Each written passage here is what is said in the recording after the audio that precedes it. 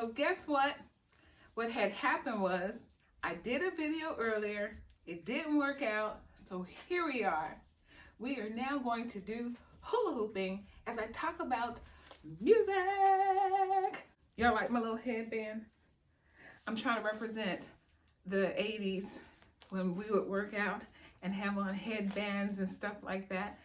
I did a video where I was walking through the park and I said, okay, blase, blase, blase. And then I got to the end. I said, okay, so now I'm going to turn the camera around and I'm going to come back. Well, I had turned the camera off and I thought I turned it back on, but apparently I didn't. I messed up. So I get back home and there's no footage. The second half was gone after me walking and talking to myself.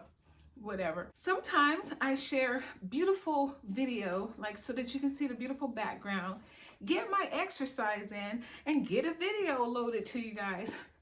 I'm trying to kill a bunch of birds with one stone. But since it didn't work out, I want to do this from home. And before I get into music, while I'm talking about music, I want to share about the hula hoop. This hula hoop was my first water-weighted hula hoop. It used to have water in it. I think I bought it, it's been almost 10 years ago now. And I bought it off of Amazon. They don't sell it like this anymore. But it had water in it, and you could hear the water as I would hula hoop. And it was 3 pounds. So a 3-pound weighted hula hoop. I love to hula hoop. I'm still a big kid at heart, as I've shared in other videos. And so there are times that I will just hula hoop. I can't do a bunch of fancy things. I can move a little bit, you know, but as far as like skipping a rope and doing backflips and all of that, I've seen some talent out there, and that's not me. But I normally will turn music on and hula hoop, and I can keep the hula hoop up for like an hour. So it's good core exercise, and it's relaxing to me. Now back to this whole music thing.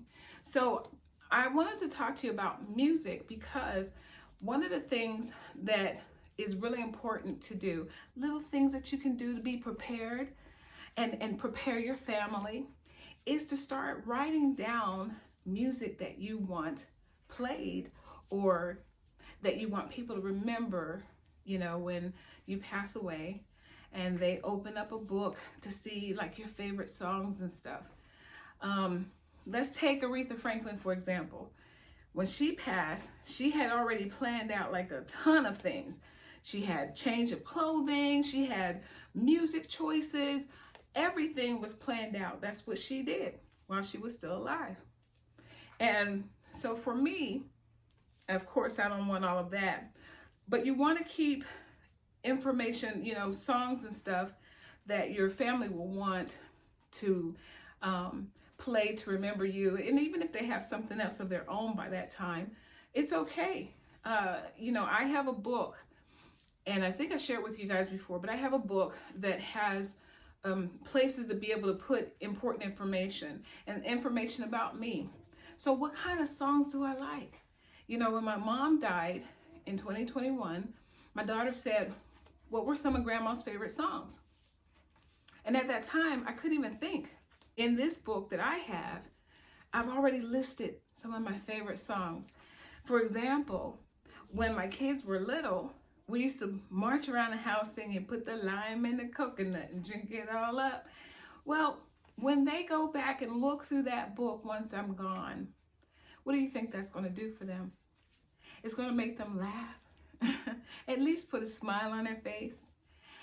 There should be music listed that has meaning to our families, you know, and whether it is just, you know, the fact that, hey, this was my jam. No one else in the house liked it, but this was Mom's jam.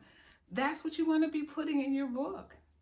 And my kids will be able to open that up, and if they want to have a service for me, then they'll be able to see the different songs that I've listed as my favorites.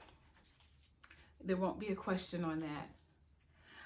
So it helps with a couple of things. It helps with, like I said, the service, but it also helps with the memories. And you want to do things like that for your children, for your loved ones, so that it just makes things easier for them at that time. So when I'm driving, when I'm walking, when I'm hula hooping, I listen to music. And I was trying to find a way to share my playlist with you, like in the description. I don't know if I can. I've got to look into that more to see how I can share. But if there's a way for me to share my music with you, then I will put a link in my description.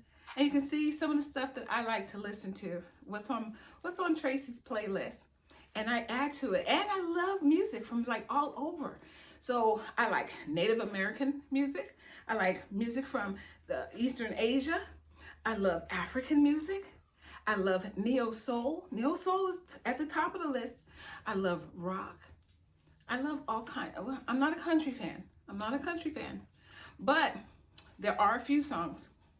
Back in the day, there was Islands in the Stream. Yeah, Dolly Parton and Kenny Rogers, I think.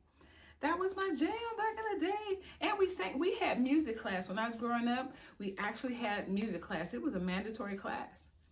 And we had our little music books.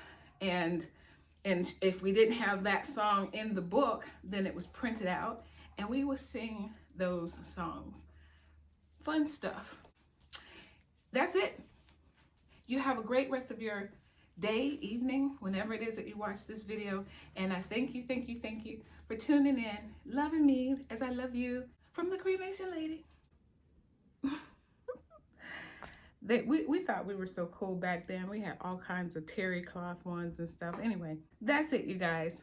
Ciao for now.